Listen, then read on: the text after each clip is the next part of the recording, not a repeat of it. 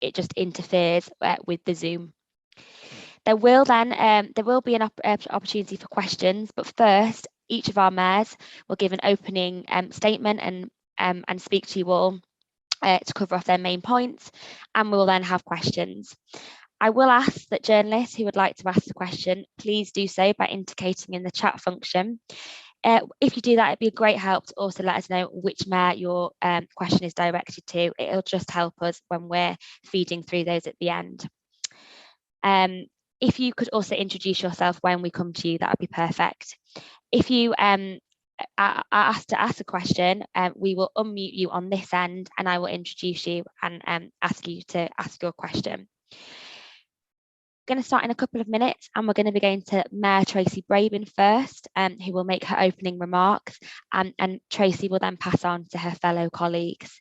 Tracy, are you able to hear us okay?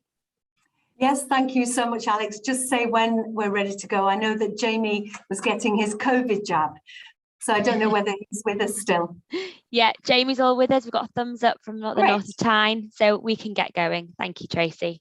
Wonderful. Thank you very much, Alex. And thank you to my fellow Metro Mayors, Andy, Steve, Dan and Jamie, for joining me on this important call.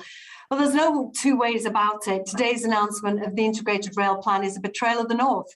And I feel it's a betrayal of the government's levelling up promise. It doesn't deliver HS2 in full to Leeds. It doesn't deliver a high-speed line across the Pennines with that crucial city stop in Bradford. It does not support our ambition as Northern leaders for a stronger, fairer and better connected North for all. Whitehall seems not to have listened to Northern voices. HS2 will now stop short of Yorkshire, and the high-speed Northern Powerhouse rail stop will stop at the border. This is not levelling up. Bradford, one of our youngest yet the worst connected city in the country, is left on a branch line to the national network. This is absolutely not levelling up. Instead of new lines built for the 21st century, we're being offered a 20th century upgrade to a 19th century infrastructure. And what's more, passengers in the North could face years and years of uncertainty and disruption as upgrades impact on our existing services. This is absolutely not the Crossrail of the North that was promised. The Integrated Rail Plan should have given Northern mayors the chance to turbocharge a green transport revolution, getting people and freight away from our roads and onto railways. People across the North were excited by the opportunities these new rail links would bring.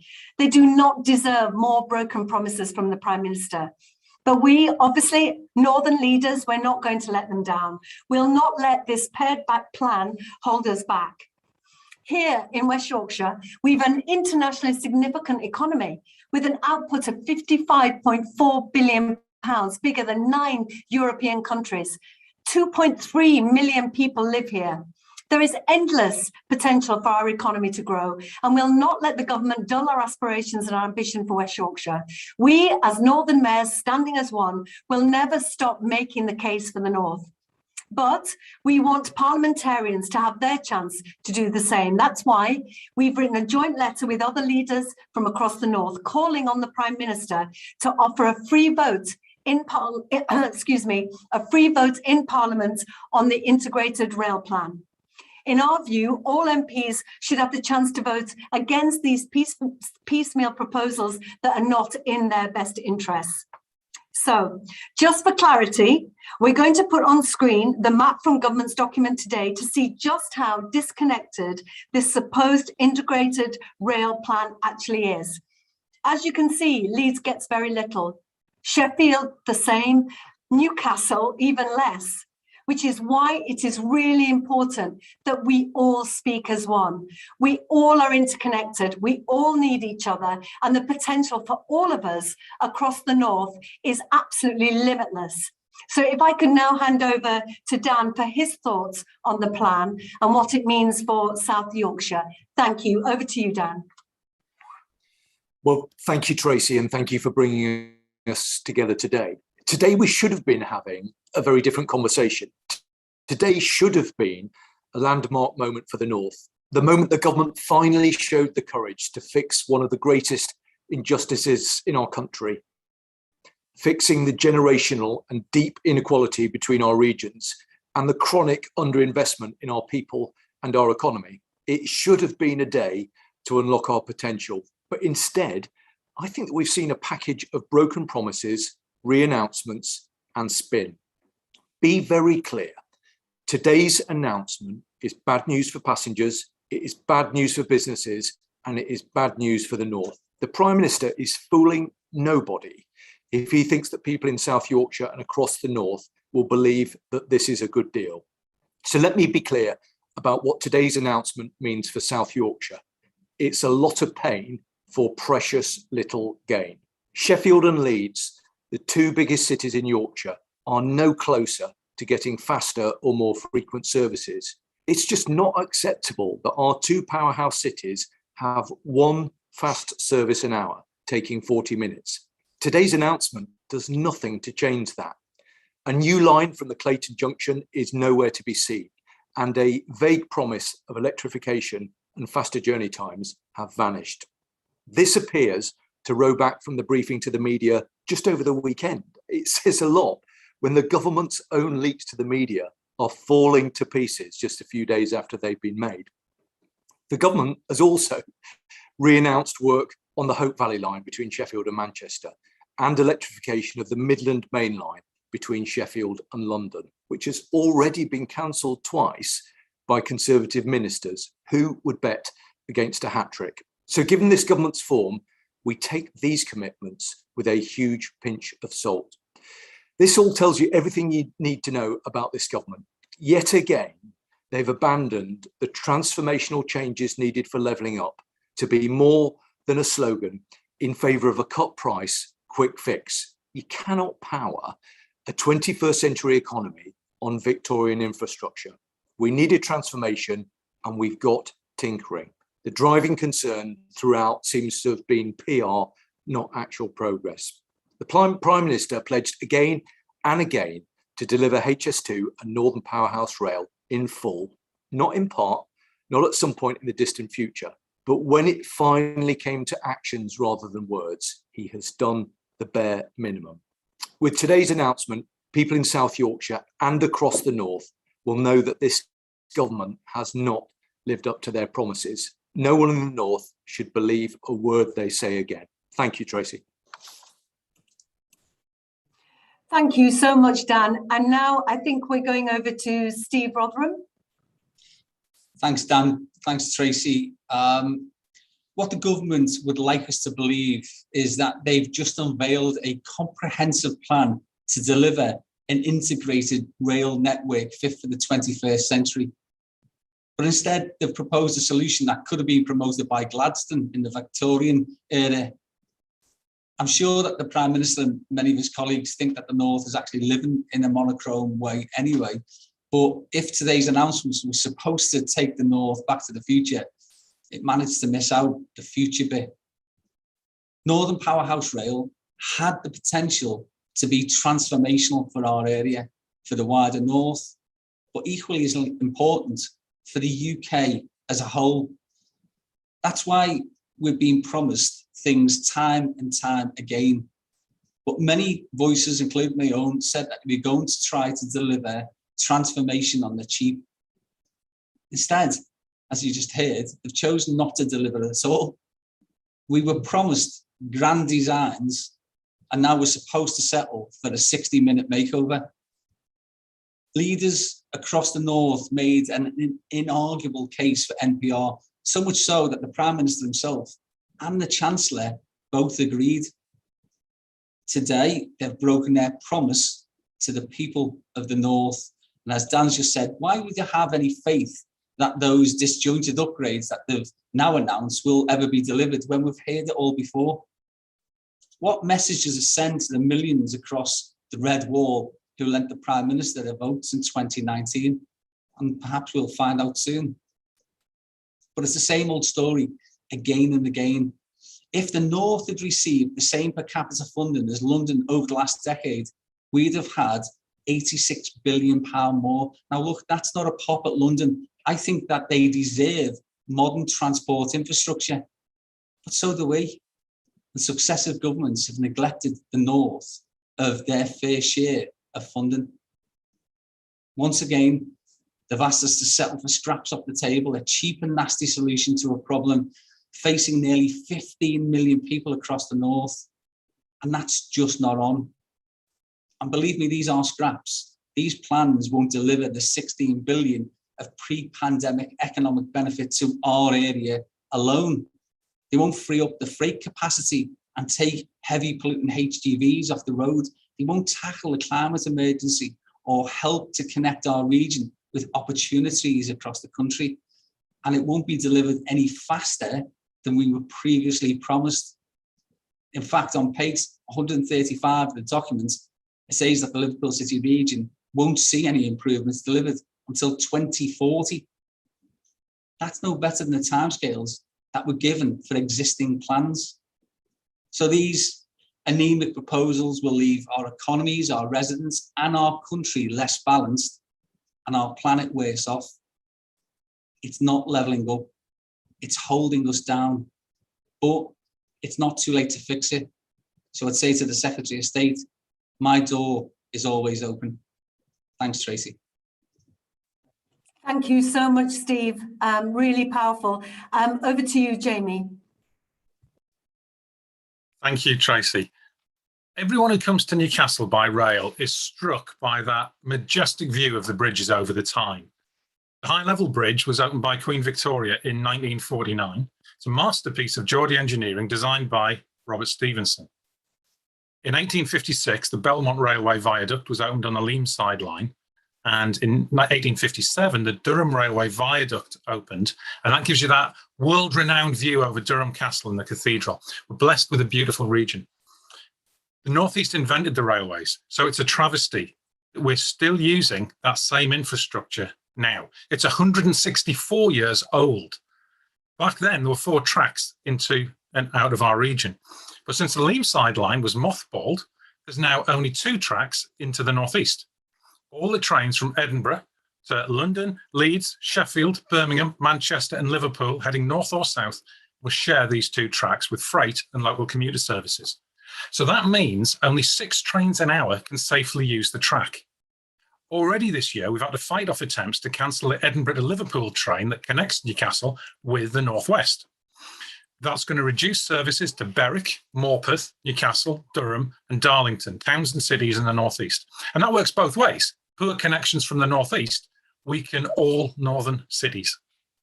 So the answer is to reopen the Leamside line. It'll double our capacity. It will put Washington in Tyne and Wear on the rail network and make it easier for hundreds of thousands of people in Sunderland and South Tyneside to travel across the country. Without it, the northeast will receive no benefit from Northern Powerhouse Rail, from HS2, HS2A, 2B or not to be, or anything else. Newcastle is not even on that map that Tracy showed.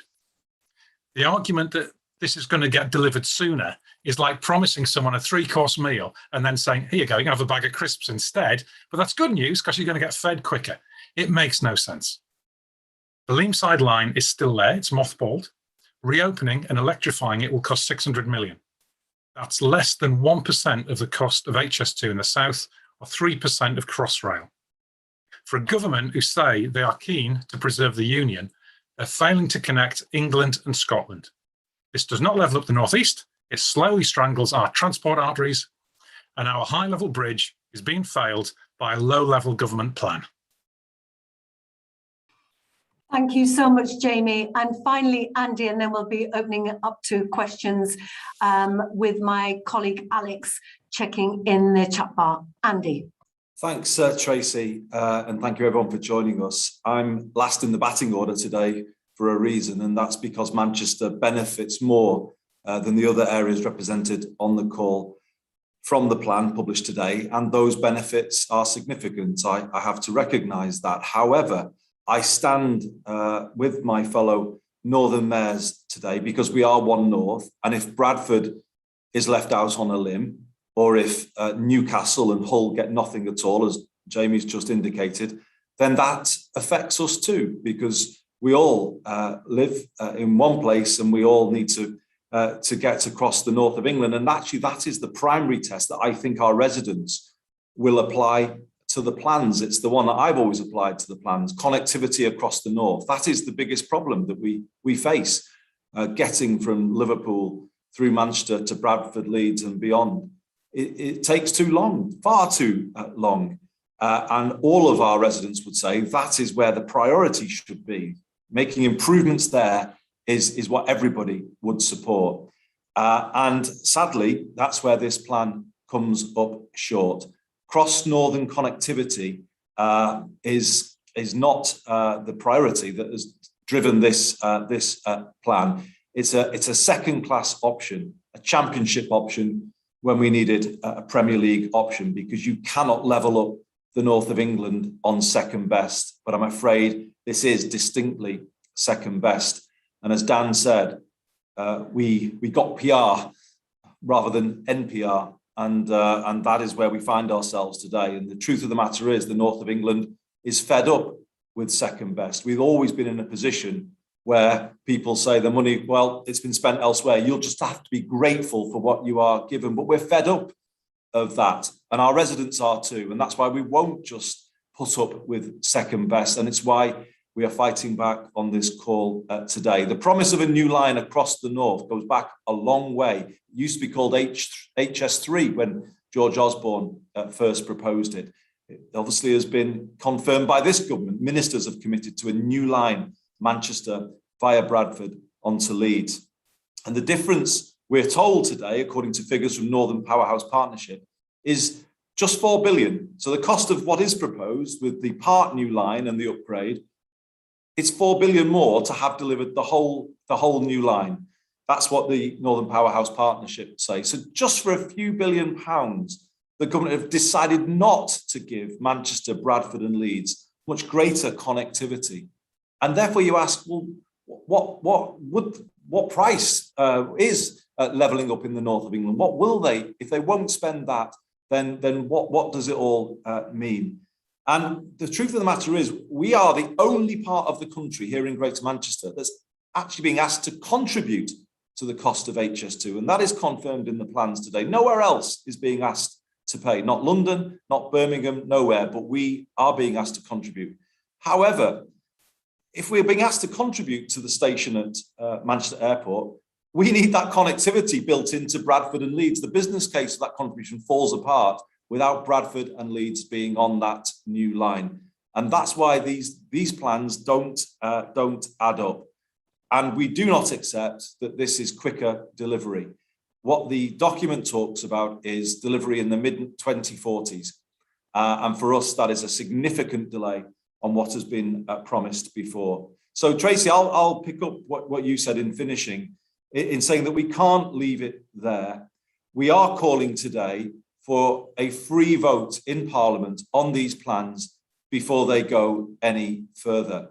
There are MPs in the north of England who say that they were loaned people's votes. Well, those MPs elected with those loaned votes need to be given an opportunity now to say whether or not this plan is good enough for their constituents. And this plan represents the levelling up that they promised when they were elected with those loaned votes. And particularly, I think, rather than kind of casting the whole thing aside, there is a specific question that Parliament should be asked to consider, and that is whether or not it is right to add a further £4 billion into this plan to create that new line between Manchester, Bradford and Leeds that would benefit all of the north. And that is the issue. If we really come down to it, is it worth that? And I say it is, and all of the other mayors on this call say it is. So we will keep up the fight for the north and the new line that we were promised. Thank you, Tracy. I will hand back to you and your team. Thank you so much, Andy, and really important that we are so connected across the north. We only flourish when we all flourish. So Alex is handling the questions. So over to you, Alex. Thank you, Tracy, and thank you, Mayors. The first question we've got in is from George Tor. So George, my colleague, will unmute you. And Dan, this question is for you. So my colleague Sam will also spotlight you now. George, whenever you're unmuted and ready, your question for Dan, please. Thank you. Hi, Dan. Thank you very much for taking the question. couple of points really. Something along the Doncaster element of this kind of HS2 story. Obviously, people in Mexborough seem to think that the Shimmer estate has been saved. I know people have had to be forcibly removed from their homes under compulsory purchase orders, and now they're really angry that this is, all been in vain. However, there is some confusion as to whether that option is still open for a supposedly high-speed service from Sheffield to Leeds. So is that, has the issue of the Mexborough and the Shimmer estate been put to bed, or is that still an option for the DfT moving forward? And the second point is that a lot of people in Sheffield would actually suggest that, this is a terrible shame for HS2, but with the Midland Main Line upgrade, we will still be able to get to London at the same time as what HS2 would have done anyway. I know moving around the north, it's not as good.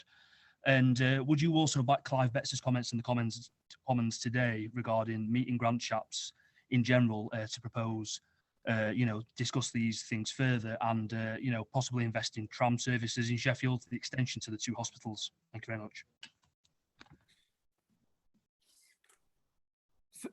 Thanks a lot, George. Really good points. Yes, I heard Clive's point in the Commons. I'm already in touch with him and the leader of the council. Grant Shapps agreed to have a meeting with myself, the local MPs, and the leader of the council, and we will look to do that in the very near future. Along with some other mayoral colleagues who I think have already spoken to Andrew Stevenson, I will be speaking to him later this afternoon and raising my concerns on that call ahead of a subsequent meeting with Grant Shapps. You will know, George, that there is fury in the city today because people feel that they have been very badly let down. The business community are up in arms because they have long championed the economic benefits of HS2 and feel very badly let down. I think there's another really important point, though, that people are really concerned about in Sheffield and across South Yorkshire as well. And that was, and you will have seen this, George, in the Sunday Times at the weekend, there was what we thought and anticipated was quite accurate leaked briefing about what was referred to as being a second high-speed route which would run south from Leeds for about 23 miles, helping to cut the journey time down to Sheffield from 42 to 24 minutes. What happened to that? That connectivity from Sheffield to Leeds, from Leeds to Sheffield is absolutely vital for our regional economy.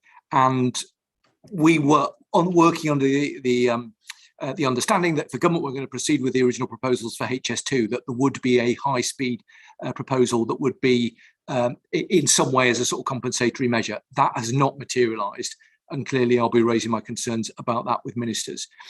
You rightly flagged the concerns that people have long expressed in Mexborough, specifically on the Shimmer estate. The truth of the matter is that this evening, it's unclear precisely what today's announcement actually means. So again, I will be speaking to ministers, the earliest available opportunity to try and clarify the situation. I recognise that many people have faced massive upheaval over a number of years now without even a single piece of track being laid. And the least that they deserve is some certainty. So that's what I'll be pressing the government to provide at the earliest available opportunity. Thank you, George. Thank you, George, and thank you, Dan. The second question is from Bradley Harris from GB News. And this question is directed to Andy, please. Sam, if you can spotlight Andy. Thank you. Bradley, can you hear us? Yes, I can. Can you hear me? Yeah, perfect. Thanks, Bradley. Andy, it seems that most regions have lost out, but Greater Manchester, as you say, is least affected. Manchester also got the £1 billion asked for in the budget to improve transport in the city. I'd just like to ask, what is the secret to getting government funding, and if there are any tips you'd like to share with his fellow mayors? I don't think that's a helpful question, or indeed a fair question, to be honest, because we've all benefited to some degree from funding from the Sustainable Cities Fund, and I think you could say Liverpool and Leeds did almost as well as us, given the size of the population. So I'm not sure I accept the premise of the question. And the point is, though, surely, that you don't level up the north on one announcement. London's never been forced to choose between internal intracity transport and intercity transport. It's got a new east-west line opening next year, a brand new line. But we are being forced to choose. You know, we're being told you can't have everything, indeed what we promised you. And that's the point here, isn't it? The idea is, and a bit implicit in your question, is the North should just be grateful for what it's been given, and actually then do a bit of divide and rule across the North, because one bit does well or better than others, and therefore that's a reason to then sort of drive a wedge between northern leaders. But that won't be happening for the reason I gave at the start, that we're all connected here. You know, I need Jamie to have better connectivity, because then my residents can get to watch City or United hammer Newcastle more quickly than they can at the moment. Or I need Bradford to be connected, because then that benefits Manchester Airport. You know, we need these things because people travel across our great region all of the time, and we're all bound into this together. And we've been given a second-class plan here, and that's been the story of our lives. We've always had to put up with second best as northern people, ourselves and our residents. And I guess what we're saying is we're not having it, because we were told that we were going to be levelled up, and we were told it was going to be different. And different to me means coming to the front of the queue, not always being told that the money's run out and has been spent somewhere else. But that, I'm afraid, is implicit in what has been announced today.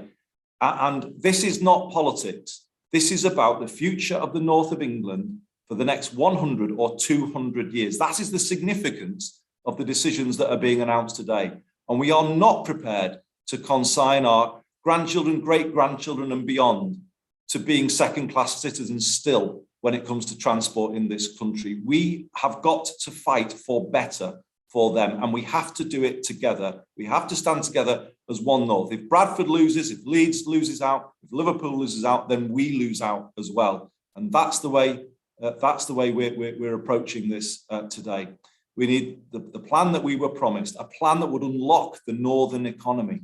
And this is the point, isn't it? A few £billion, as I was saying, to get Bradford and Leeds on that new line. A few £billion unlocks a more productive northern economy for decades after that. Surely that's a price worth paying. Surely.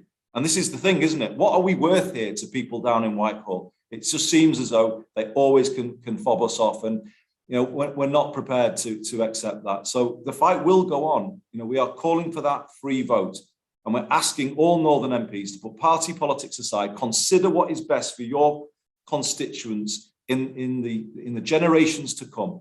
And I think if they applied that test to this, they would have to conclude that this plan needs to be upgraded from where it is today. Thank you, Andy, and thank you, Bradley. The next question is from Elliot Ryder from the Liverpool Echo. So this question is for Steve Rotheram. Elliot, can you hear me okay? Hello, you okay, Steve? Can you hear me all right? Hello, Steve, you okay? Is there a sense that the city region, Liverpool City region, had the least to gain in terms of infrastructural investments in Northern Powerhouse Rail, but there is a greater sense of frustration in the fact that the North remains fractured and isn't joined up in a meaningful way? And to what extent does today's announcement affect Liverpool's own internal transport revolution? Obviously, you announced £710 million a couple of weeks back, and does today's disappointments hurt that at all?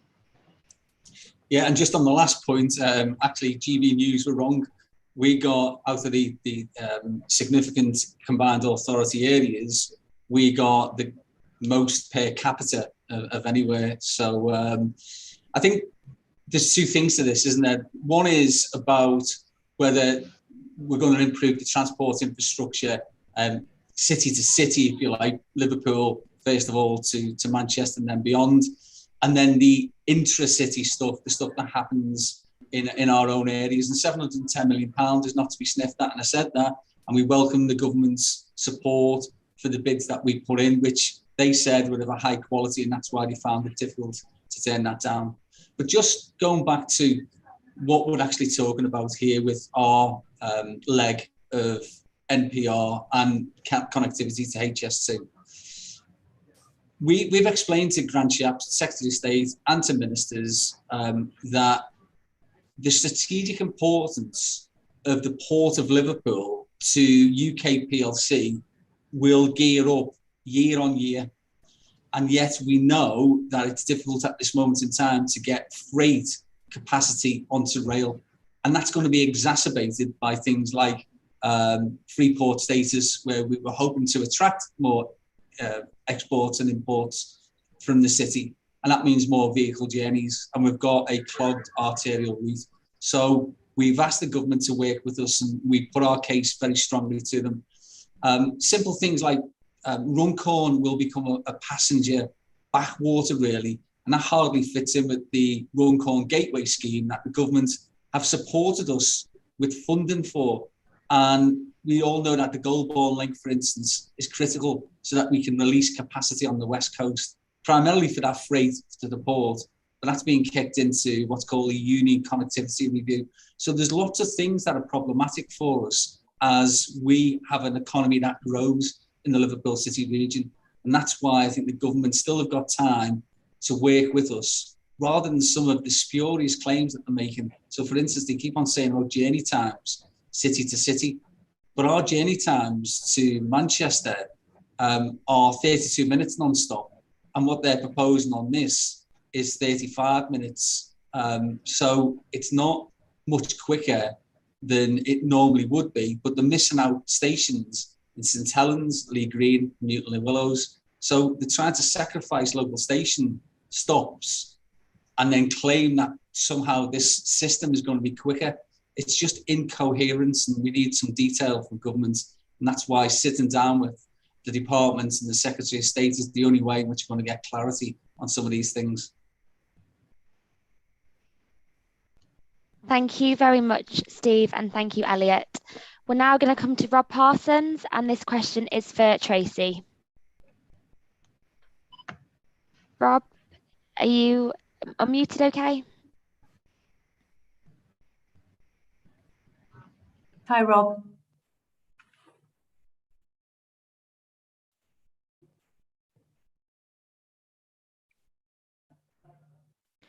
I think we might be struggling to get Rob, so we're going to go to Jen Williams from the MEN, and this is for Andy, and we'll come back to Rob Parsons for Tracy. So if we can have Jen Williams from the MEN. Hi, I actually think my colleague Charlotte was going to ask a question. Sorry to mess you about. I think there's been a bit of confusion at our end. Let me just, have you got Charlotte? Can you see Charlotte on the Charlotte Cox? Charlotte Cox. Sam, if we could unmute Charlotte Cox, that'd be fantastic. And no problem, Jen. Thanks. Charlotte, let us know when you're unmuted okay on your end. Okay, hi, sorry about that. Hi, Charlotte. Your question for Andy, please. Yeah, in the House of Commons today, it was mentioned about, from Graham Stringer, about the stilts that would be going in reference to the HS2 line into Manchester Piccadilly. We just wondered, there was some confusion as to whether there would be an underground line going in or whether it would be on those viaducts. Well, thanks, Charlotte. Obviously, we're looking at the detail, but our understanding it is on a viaduct as it goes into the surface station into Piccadilly. So that is significant infrastructure that runs the risk of severing communities, in the proximity of Manchester Piccadilly. So I'm thinking of Ardwick particularly. It's further complicated by the fact that the proposed new line, part new line out of Manchester Piccadilly, might also require similar infrastructure. So we're seeking clarity on that at the moment. But actually, if you add that together, there is a genuine concern here that the failure to agree to the underground means that communities east of Manchester will face hugely disruptive surface infrastructure of the kind that you might see, let's say, in China or somewhere like that. We remain of the view that the underground option is by far the best option. And if you build that new line to Bradford, in effect, if you continued HS2 on an underground alignment at Piccadilly as a new line going through Bradford onto Leeds, that is the kind of solution that would make a whole lot more sense than the one that we've been presented with today. Both more sense in Manchester because of the lack of that disruptive surface infrastructure, but the preservation, as you know, of more of our land for economic development around Manchester City, land that the surface station will take away. But also it would create an opportunity again to get that new line all the way through Bradford to Leeds. So that's why we fight on. We are confident in what we are saying. There is a strong business case for it. There's a strong argument for it, and we will continue to make that case. The City Council, as you might know, are strongly of the view that an underground option is the right solution. We are all suffering. The whole of the north is suffering, actually, from rail congestion in central Manchester. And the reason that we have rail congestion is because too much is being driven on the surface. There is too much going on in city centre Manchester on the infrastructure that we've got. And what we have to do, therefore, is create brand new infrastructure to improve that capacity and therefore that connectivity. And I have concerns, actually, about how you take a new line out of Manchester, but then it kind of comes into an upgraded existing infrastructure. That does not deliver, as far as I understand, the number of train paths that we will need between Manchester and Leeds. It doesn't improve the journey times in the way that we need, as Steve Rotheram said. It's quicker, but it's not as quick as a dedicated line. So, these are the kind of questions, I guess, that we'll go on to in days to come. And I just will confirm today that Greater Manchester will petition against the HS2 bill when it comes to Parliament. We will not be giving up the fight on these important arguments.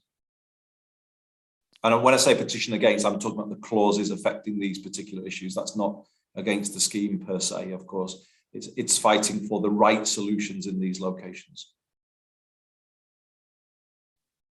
Thank you, Andy, and thank you, Charlotte, from the MEN. We're going to go to Tracy again now. Hi, Tracy. And Rob's having a couple of technical issues, so I'm going to read the question for you. Thank you. Rob's question, and Rob's from the Northern Agenda. The government says that the IRP will increase capacity, but I don't see how this can be possible without a completely new line. What is your view on that? Could you roll it into the second half of this question as well, please, Alex? Yeah, so the second half of that is how useful is the 200 million the government is offering Leeds to help with the mass transit system? Is that money we already knew about? Thank you. Well, the capacity, as we know, is not where it needs to be.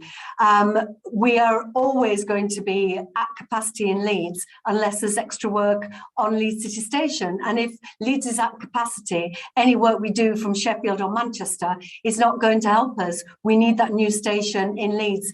But just to pick up on Rob's second point, I've just been made aware, and I understand that the money that we've been promised for mass transit, the 200 million, to get going on mass transit, the 100 million that is going into the investigation on the Leeds-Sheffield line, how to make that faster, will come out of that money. So they're giving with one hand and taking back with another. And I have to say, just having the meeting with Andrew Stevenson, the minister, when he said it's still open, that the conclusion could be HS2, I am absolutely astonished that we could potentially spend £100 million and come to the same conclusion that we need HS2 from Leeds to Sheffield. So obviously we'll be looking into that, but this is a major setback for us if that's the case. We put in for the City Region Sustainable Transport Scheme 200 million minimum to get going on mass transit, and now potentially it could be 100 million. This is absolutely outrageous. It's not acceptable, and it's hidden in the small print. And the fact that our team has had to find that out after a meeting with the minister and he didn't clarify that for us, it is utterly gobsmacking and so disrespectful. So Rob, to your question, we'll be looking into it further. Obviously, I've been making the case prior to the IRP being announced that this funding has to go beyond governments, beyond prime ministers. This is a generational plan for mass transit for our region. We're the only city in Europe of our size without mass transit. It's absolutely essential. So not only are we not getting Northern Powerhouse Rail, HS2, and it looks like we're also getting a bargain basement mass transit. So this is something that I'll be taking up with the Prime Minister and ministers, and we'll be looking at the fine detail. But this is a perfect example of the disregard that we have been shown by Prime Minister and our leaders, and I am really hopeful that, as we saw with Jake Berry and other Conservative MPs who stood up in Prime Minister's questions and asked about trust with this government, this is absolute classic case of why, when speaking to people in West Yorkshire, as I have done all of this morning, they just don't trust the government and they feel betrayed. And certainly I feel absolutely furious that this has had to be discovered rather than told to us directly. I can't imagine why we're going to spend £100 million to come to the conclusion that we already know. So, Rob, maybe we could talk further about this offline if you wished, but absolutely furious. And let's see how this rolls out. Thank you ever so much, Tracy. I think they're the questions that we've had. I wondered if I wanted to give Jamie the opportunity to add anything before we bring the press conference to a close. Jamie, is there anything you'd like to add to anything you've said today? Thanks, Alex. Well, if there's any North East press on the call, which I don't know if there are or not, it is building on the points that I made. I mean, I spoke to Andrew Stevenson earlier about the reopening of the Leam sideline. We're not accepting that it's not going to be funded. We'll be pursuing any number of other routes to get this open. It has massive cross-party support here, and this really is the case that the government's misjudged this, and misjudged the strength of feeling in the north. When you have 18 billion for Crossrail, when you have the figures keep changing, 106 billion from Euston to Birmingham, and then Manchester, Liverpool, Leeds, Hull, Newcastle, everybody in the north is getting, as Tracy says, a bargain basement solution.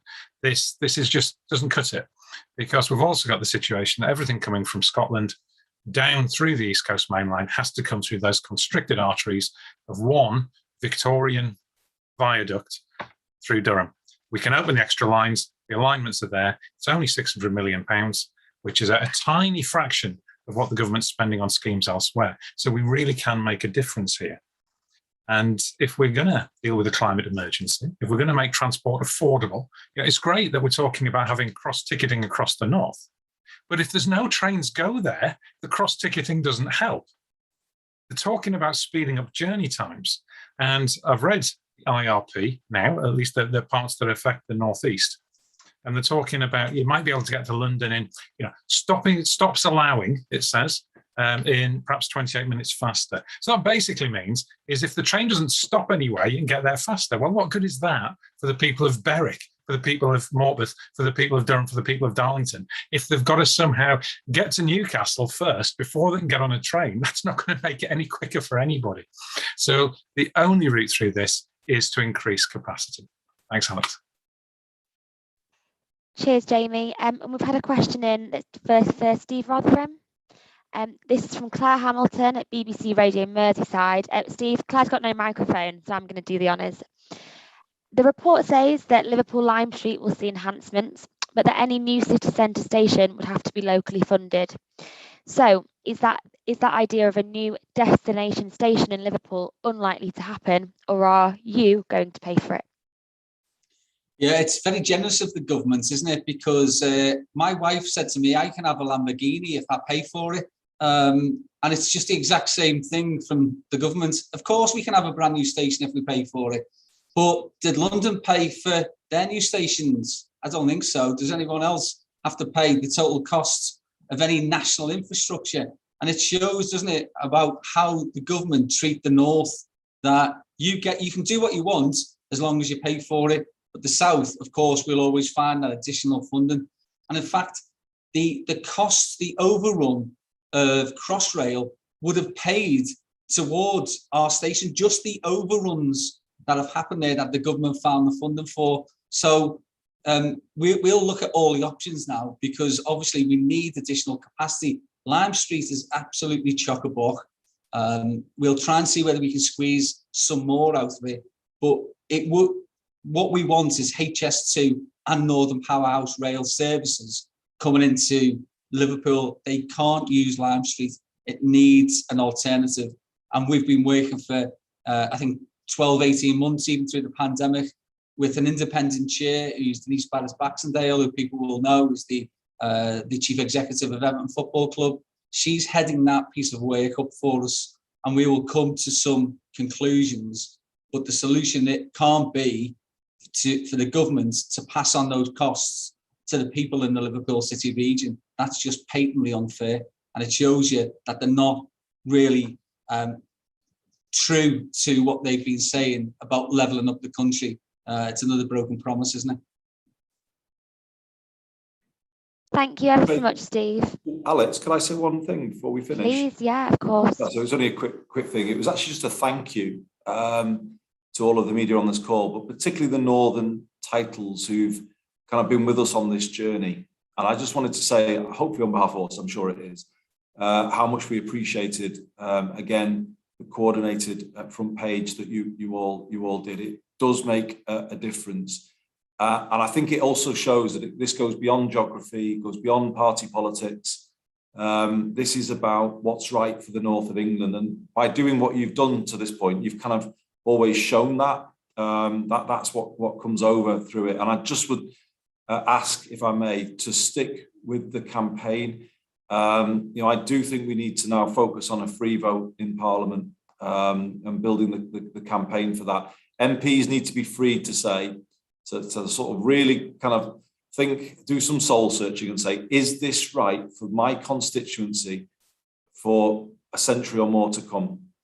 And if people are freed up to apply their minds to this, I think we will see whether or not Parliament can endorse this as a fair plan for the north of England. Obviously, other MPs would have to vote as well, but I would expect other areas to say, well, actually, the north does deserve a bit better. It's half a job, isn't it? Half a new line. It's wherever you look, it's kind of sort of make, do and mend type solutions, but not proper solutions. If you're going to do something, do it properly. If you're going to level us up. This half solution. We had it in Manchester with the Ordsall Cord, when you build half the solution and you don't actually fix the problem. You could see this as that in a much bigger scale, where it's a partial solution, and it won't actually deliver all of the things that they've talked about, which is a northern economy, which is more vibrant, more productive in the 21st century, with these great cities represented on this call being brought much closer together and then being a much stronger force on the world stage. It falls short of that today. And we just hope you all will stick with us as we kind of build a campaign for what's right for the north that goes beyond geography, party politics, but is actually what's right for us and for future generations. So I just wanted to say thank you all, Tracy, because we do appreciate the way in which our northern papers and the northern media have worked with us on this. So thank you. Thank you so much, Andy. We're going to come to the closing statement from Tracy now, but I just wanted to offer Dan any last comments on your end before coming to Tracy. Well, thank you very much. I mean, I completely agree with what Andy Burnham has just said. Look, I think it's quite an intriguing prospect, the notion of having a free vote in Parliament, because my reckoning of the numbers is that there wouldn't be a parliamentary majority for the proposals that the government have brought forward. So I don't think that we should consider this as the end of the matter. And I would anticipate that the opposition and others will look to find a way to have that vote, and for MPs to be given the opportunity to have their say and take a view. And I think that the government should think very carefully about that, because I think there'll be a lot of MPs, including a number of Conservative ones, who I know are deeply unhappy with these proposals and feel that the North has been sold well short. And I think the reason that we're so frustrated about this is because I think there was a sense that the planets were aligning for the north of England. The government had been committed, elected in part to a commitment to the north of England, and had spoken a lot about levelling up. And actually the process that had got us to this point had been quite collegiate.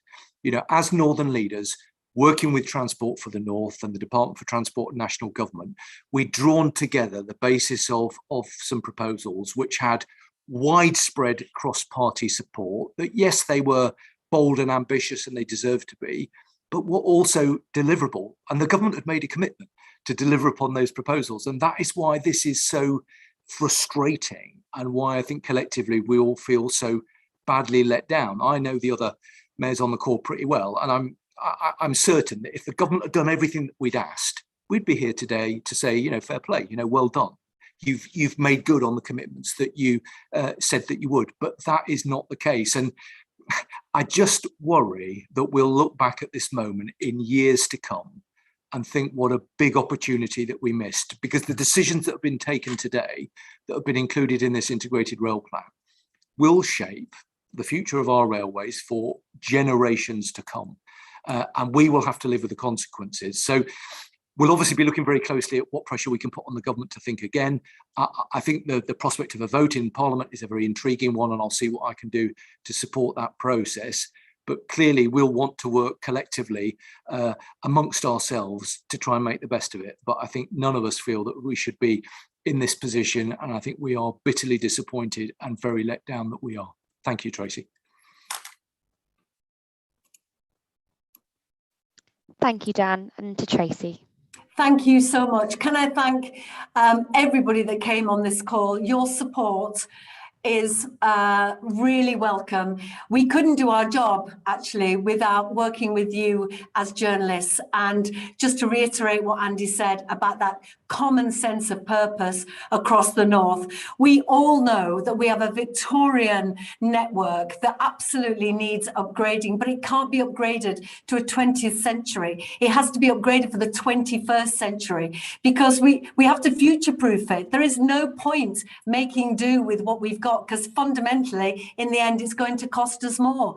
And I would say that also, if we are committed to reducing carbon emissions and tackling the climate emergency, we have to get people out of their cars. We have to get them on that rail network. And when you have a government that are reducing the costs of domestic travel via plane and then, you know, cutting HS2, there is a confusion there about who is really committed to zero carbon and the climate emergency. So we'll be making the case that this is also the green option. 100,000 people in their cars on the M1 every day. Of all the people that travel between Sheffield and Leeds, only 7% go by train, because it's so takes so long and it's so expensive getting there by train. There, you know, people are in their cars rather than on the train. We have to tackle that.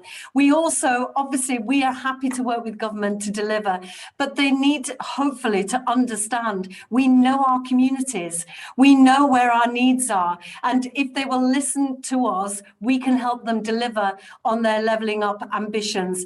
You know, it's really important to be collegiate. I'm happy to work with ministers. We're happy to work with Transport for the North and be that voice for the North, standing shoulder to shoulder for all the people we represent. But we can't be shortchanged. And certainly in West Yorkshire, I am feeling pretty bruised today, because it does feel we have desperately missed out. But of course, we'll continue the fight. We'll continue to make the case. And I'll be working with Susan Hinchcliffe, the leader of Bradford, to support her, to get her station in St. James's, to get that regeneration, to invest where we can and bring on partners where we can, and make sure that we have connectivity. But this is a real opportunity to unlock the potential of the North, and I really hope that this isn't the end of the story from government. We have seen sometimes that wiggle room we do get if we press hard enough, so hopefully this will be, you know, pressure that will get us an audience with the Prime Minister and an audience with government. But I do think that free vote is the first step as part of our journey to bring others with us as well. So thank you again for coming on the call. Thank you to my colleagues. It makes a real difference to know that we're not on our own with our own particular challenges, that we all stand together, because connectivity across the North needs us all to have that modern 21st century connection across our region. So thank you all. And can I just say thank you very much to my team, who have, this is our first ever conference in this way. We've done it under pressure of time and tech. So thank you to the team as well. And thank you everyone on this call. Cheers. Thank you all. Thanks, Tracy. Thanks, everybody.